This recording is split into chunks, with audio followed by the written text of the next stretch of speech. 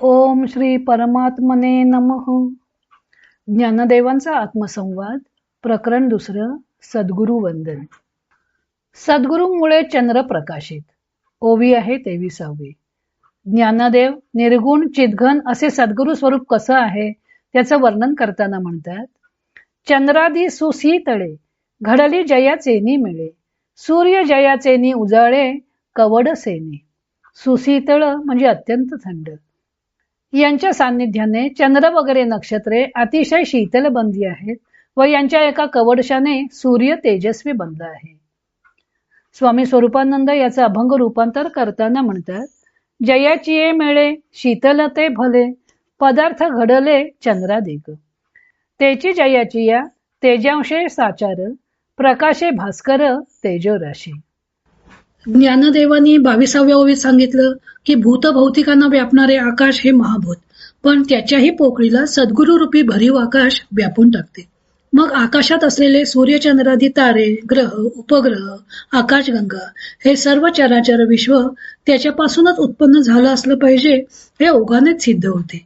तेच ज्ञानदेव या 23व्या ओवीत सांगत आहेत.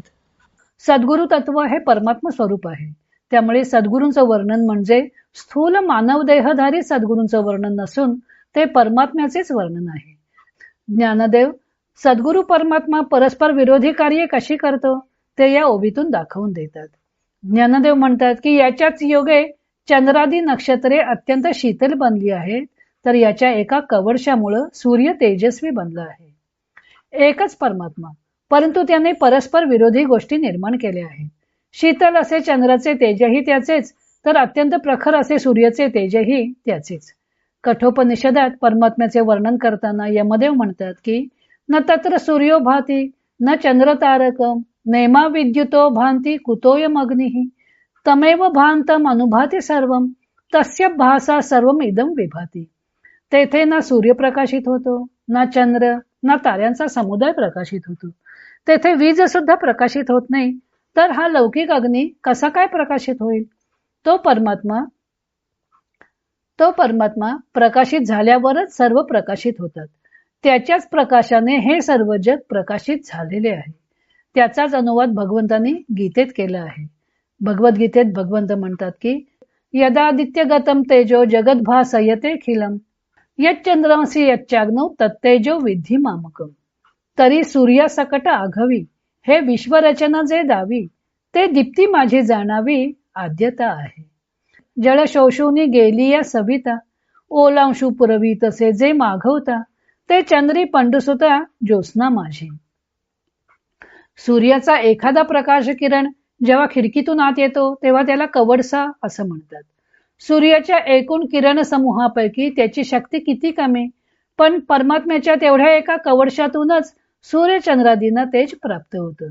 तेव्हा सूर्यचंद्रादींच्या ठिकाणी असणारा प्रकाश हा सद्गुरु परमात्म्याचा केवळ कवडसा मात्र आहे, पूर्ण प्रकाश नाही. सूर्य किंवा चंद्र जसे पृथ्वीस प्रकाशित करतात, त्याप्रमाणे सद्गुरु परमात्मा सूर्यचंद्रादिकांना प्रकाशित करतो. त्यामुळे सूर्यचंद्रांचे जे तेज अनुभवास येते ते सद्गुरूंचंच असतं. म्हणून शिवकल्याण म्हणतात की आत्मा आणि गुरुनाथू द्विशब्दी एकू अर्थू. आत्मा व गुरुनाथ हे दोन शब्द एकार्थकच आहेत. सूर्य व चंद्र दोघांना परमात्म्यानेच प्रकाशाचे दान दिले आहे. एकाला शीतल प्रकाश दिला तर एकाला प्रखर उष्ण प्रकाश दिला. असे परस्पर विरोधी दान एकाच वेळी देण्याचे सामर्थ्य या परमात्म्याकडे आहे. उदाहरणार्थ, एकाच विद्युत शक्तीच्या आधारावर खोलीत प्रकाश येतो, पंखा फिरतो, पाण्याचं बर्फ करता येतं. अशीच परस्पर विरोधी कार्ये परमात्मा स्वरूप सद्गुरूंकडून होतात. पुढे ज्ञानदेवाने परमात्मा रूप सद्गुरूला पंचांग पाहून सुमुहूर्त सांगणाऱ्या जोशीबुवाच्या रूपात प्रस्तुत केला आहे. तो भाग आपण उद्या पाहू. इतर अनेक ग्रंथांचा आधार घेऊन संत ज्ञानदेवांच्या अमृतानुभव या ग्रंथाचं लेखन व वाचन सौ मनीषा अभ्यंकर मिरज यांनी केलं आहे. हरिओम तत्सत.